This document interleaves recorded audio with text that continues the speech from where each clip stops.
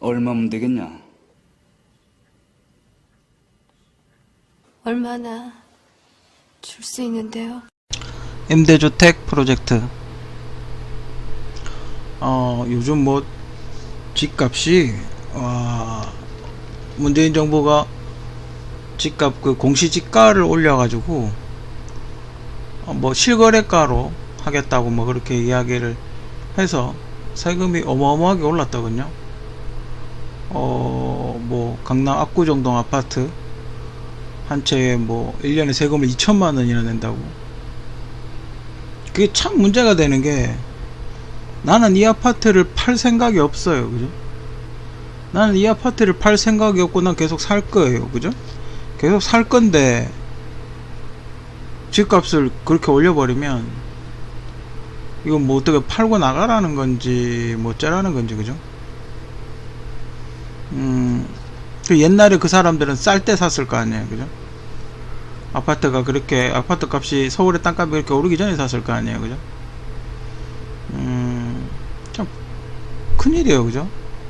1년에 2천만 원이면 한 10년, 만약에 은퇴하고 10년, 60대 은퇴해가지고 10년 더 살면 신규 아파트 값 한 채가 세금으로 나가는 거잖아요.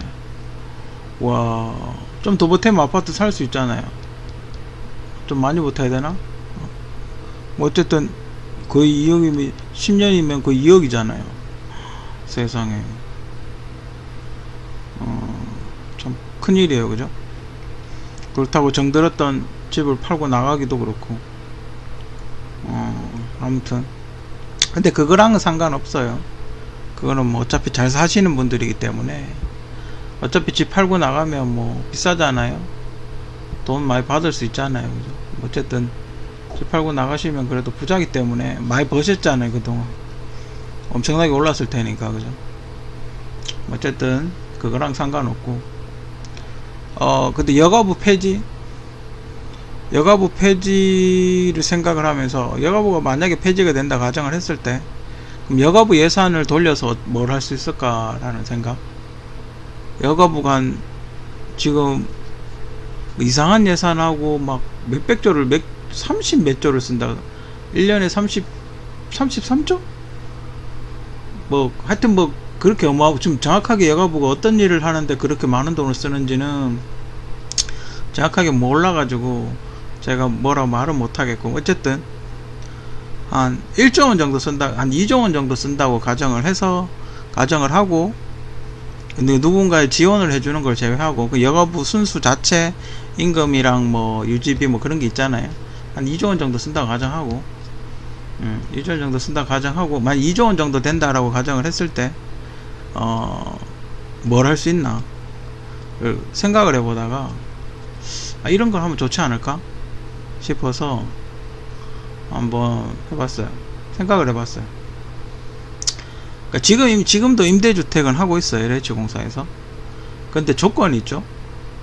뭐 가정 형편이 좀 어렵거나, 소위 말하는 영세민이라 그러죠. 국가의 지원을 받으시는 그런 분들이 주로 임대주택 가서 살고 계시죠. 그리고 솔직히 임대주택이 시내 중심에 있진 않아요. 외곽지에 있죠. 그러다 보니까 불편해요. 저희도 제가 영남중학교 다닐 때 그 옆에 그 임대주택이 있었어요.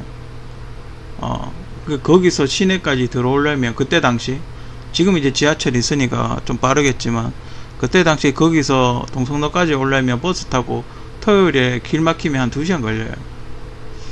불편하죠. 불편하기 때문에 임대주택을 대구도 잘 안 살려고 그랬어요.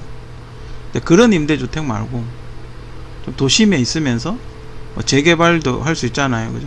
서울에서도 재개발이 활발하게 이루어지고 있고, 재개발을 했으면 하는 지역도 되게 많잖아요. 그죠? 그래서 그런 너무 외곽지가 아닌, 그래도 어느 정도 인프라나 교통이 좀 그래도 어느 정도 있는 그런 지역의 임대주택 프로젝트. 그리고 임대주택 가면 욕먹는 게 뭐예요? 외제차 타고 다니는 사람들. 뭐 입주, 뭐 아들 차다, 뭐 누가 선물 줬다, 뭐 어쨌든 간에 외제차 타고 다니는 사람들이 임대주택 살고 그러잖아요. 그러니까 그런 눈치 보는 그런 거 말고, 그러니까 가장 형편이 어렵지도 않고 그런 눈치 보이는 지역도 아니고 그냥 정부에서 복지 차원에서 임대주택 하는 거, 그죠? 뭐 그런 사업을 했으면 좋지 않을까. 조건이 없는 거죠. 다만 조건이 있다면 이제 신혼부부, 1순위 이제 신혼부부, 2순위 다자녀, 3순위 20대, 4순위 독거노인 좀 그런가요? 하여튼 뭐 좀 안타깝지만 그래도 어쨌든 신혼부부, 다자녀, 20대 독거노인 요렇게 순으로 들어오면 좋지 않을까. 어쨌든 지금 저출산이기 때문에 신혼부부한테 어쨌든 최우선적으로 혜택을 줘야 돼요. 그래도 결혼해서 애를 좀 낳아야 국가가 어떻게 인구가 유지가 되니까 어쩔 수 없어요. 그죠?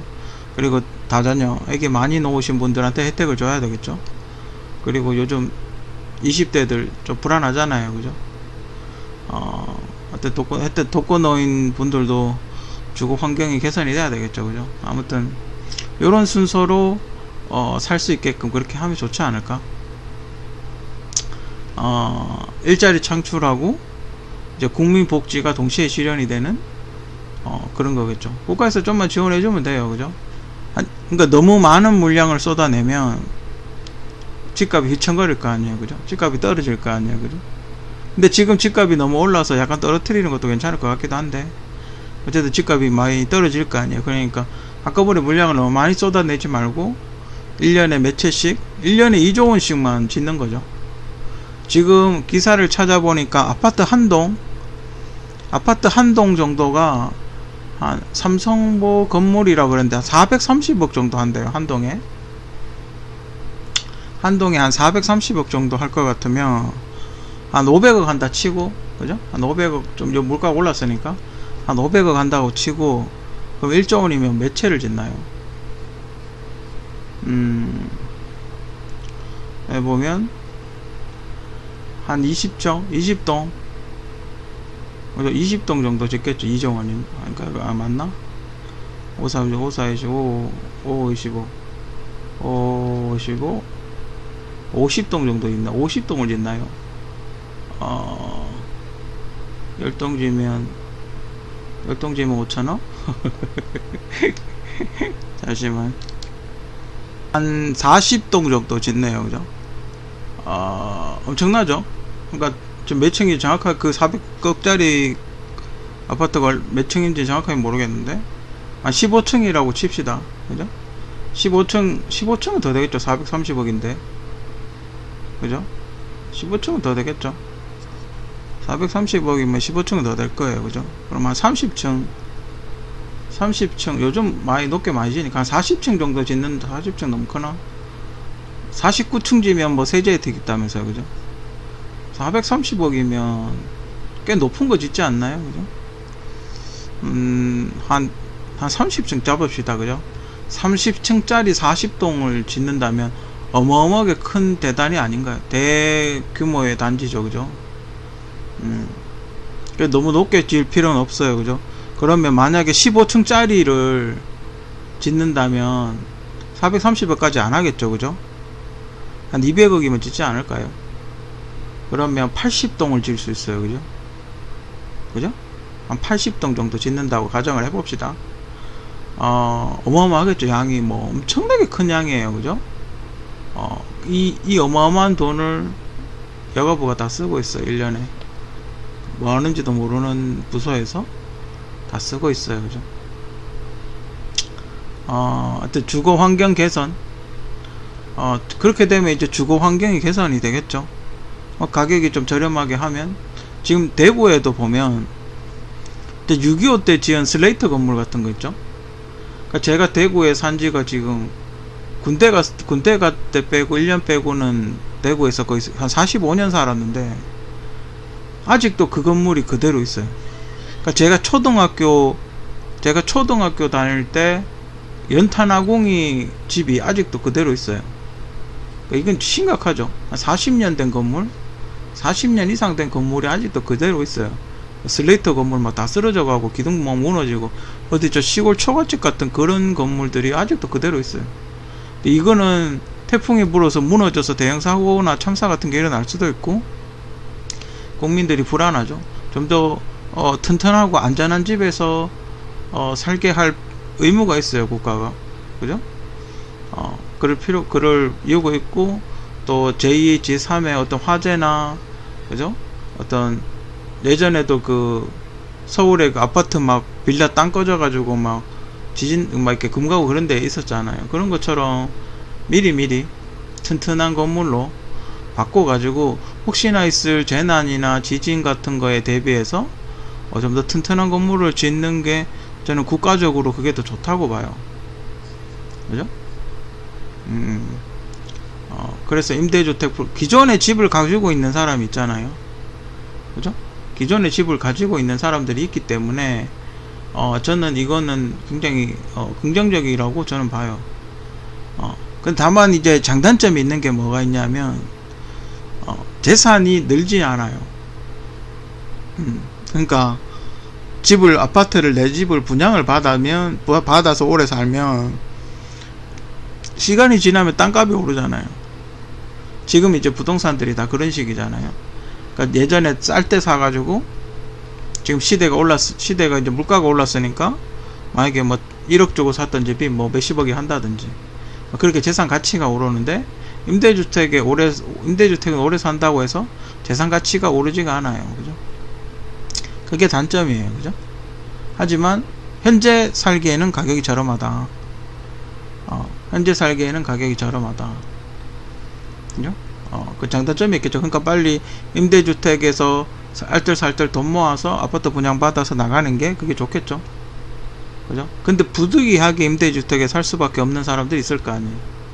그죠? 부득이하게 임대주택을 살 수밖에 없는 사람들이 있겠죠. 그죠? 그러면서 어떤 정말 실수요자들, 정말 집이 꼭 필요한 사람, 정말 뭐 결혼을 하고 싶은데 마음 맞은 아가씨랑 결혼하고 싶은데 그게 안 되는 경우, 집이 없어서 결혼을 못하는, 집만 해결되면 어떻게 해야겠는데 집이 해결돼서 결혼을 못하는 경우, 뭐 그런 게 있을 수 있잖아요. 그죠? 그럴 때 정부가 이렇게 조금 도와주면 출산율도 올라가고 여러 가지가 다 올라가겠죠. 그죠? 그래서 임대주택은 가격이 얼마나 하면 좋을까 생각을 해봤어요. 10제곱미터당 10만원, 10제곱미터 정도면 혼자서 충분히 살겠죠. 그죠? 그럼 20제곱미터, 요건 10제곱미터는 아무래도 20대와 독거노인, 그죠? 20대와 독거노인용이겠죠. 20제곱미터는 20만원, 이거 이제 신혼부부용이겠죠. 30제곱미터는 30만원, 이거 이제 다자녀, 최소한 방이 2개 이상 되겠죠. 그죠? 20제곱미터는 작은 방 2개나 아니면 거실과 방 하나, 뭐 그 정도 되겠죠. 그죠? 그리고 10제곱미터는 거의 원룸일 테고, 그죠? 뭐 요렇게 하면 좋지 않을까? 그죠? 요렇게 하면 좋지 않을까 싶어요. 정부가 그렇게 손해를 보진 않을 거예요. 근데 손해를 보긴 보겠죠. 돈이 많이 들어가니까. 어차피 근데 세금으로 어차피 그냥 만약에 여가부가 혹시 아니라도 어차피 세금으로 나가는 돈이잖아요. 그죠? 어차피 정부가 뭐 하는 돈 아니잖아요. 그죠? 약간 복지에서 다른 예산 줄이고 여기에 뭐 2조 원만 해도 아파트 80동을 짓는데 그죠? 어마어마해요. 어마어마한 돈이에요. 그죠? 그걸 전국에 이렇게 조금씩 분산시켜 가지고 토목 공사도 하면서 한다면 한 5조 원 정도만 투자한다면 거의 어마어마한 단지를 하나 만들지 않을까? 그죠? 그리고 주상복합으로 지으면 돼요. 그죠? 주상복합으로 지어가지고 상가 임대료 받으면 돼요. 그죠? 상가 임대료 받고 또 그런데 이런 큰 대단위 아파트촌은 그게 있잖아요. 슈퍼마켓, 큰 슈퍼 같은 게 있잖아요. 큰 슈퍼 같은 거 뭐 그러니까 입찰 같은 거 해가지고 1년에 얼마 하는 거 계약해가지고 하는 것도 있을 수 있고, 그리고 뭐 스포츠 센터라든지 뭐 수영장이라든지 뭐 타거소라든지 뭐 이런 거를 약간의 돈을 받고 운영을 하게 되면 수익이 아예 없진 않을 거예요. 약간의 손해는 보겠죠. 손해는 보겠지만 수입이 아예 없진 않을 거예요.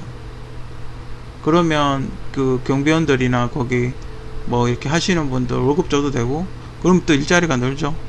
그리고 그 주변에 아파트촌이 있으면 그 주변에 이렇게 그게 생길 거예요. 아마 편의점도 생기고 뭐 치킨집도 생기고 짜장면집도 생기고 중국집도 생기고, 그렇게 뭐 스테이크집 뭐집 이렇게 인구가 상주 인구가 있기 때문에 뭔가 이렇게 자영업 같은 게 많이 생기겠죠. 그러면 또 장사돼서 먹고 살 수 있고, 그죠. 그렇기 때문에 저는 일거양득이라고 봐요. 그리고 뭐 이거는 근데 이 임대 프로젝트는 차를 외제차 타고 다녀도 괜찮게끔, 그죠? 외제차를 타고 다녀도 괜찮게끔. 그러니까 차가 있든 없든 상관없는 거죠. 그죠? 차가 있든 없든 상관없든, 아니면 차를 몰고 다니면 월세를 좀 더 받든지, 그죠? 만약에 여기도 주차 공간, 주차 타워를 만드는 거죠. 여기도 주차 타워를 만들어 가지고 유료 주차장을 만드는 거예요. 그러니까 아파트촌하고 연결은 되어 있지만 유료 주차장을 만들어서 거기다 주차시키고, 뭐 나중에 빈자리 있으면 다른 외부인이 와서 주차를 시킬 수 있도록, 그리고 이제 주차비를 받는 거죠. 뭐 그런 시스템으로 가게 되면 운영비는 좀 더 줄 것 같고, 아니면 만약에 자기가 차가 있어요. 그럼 한 5만원 정도 더 내든지, 그죠? 자기가 차 갖고 있으면 그 형편이 좀 괜찮다는 얘기잖아요. 그죠? 그러면 한 15만원 내든지, 그죠? 버스 타고 다니면 5만원 줄고, 그죠? 버스 타고 근데 오토바이 이하로는 안 받고, 이륜차까지는 안 받고, 그죠? 이륜차까지는 안 받고, 뭐 최소한 아반떼, 경차까지도 봐주고, 경차까지도 봐줍시다. 경차까지도 봐주고, 아반떼급 이상, 경차 위에 급부터 시작해서 5만원 추가로, 그러니까 5만원만 더 내면 외제차가 됐든 뭐가 됐든 이제 괜찮은 거 사고 다녀도 괜찮은 거죠. 뭐 그렇게, 그러니까 외제차를 끌고 다니든 차량이 있든 없든 간에 상관없이 들어오는 거죠. 그렇게 해줬으면 좋겠어요. 어차피 그 지금 현재 임대 아파트도 보면 어차피 살만한 사람들이 들어가는 것 같아요. 그죠? 그렇기 때문에 그 신혼부부 있고 이러면 차가 없으면 안 되잖아요. 그죠?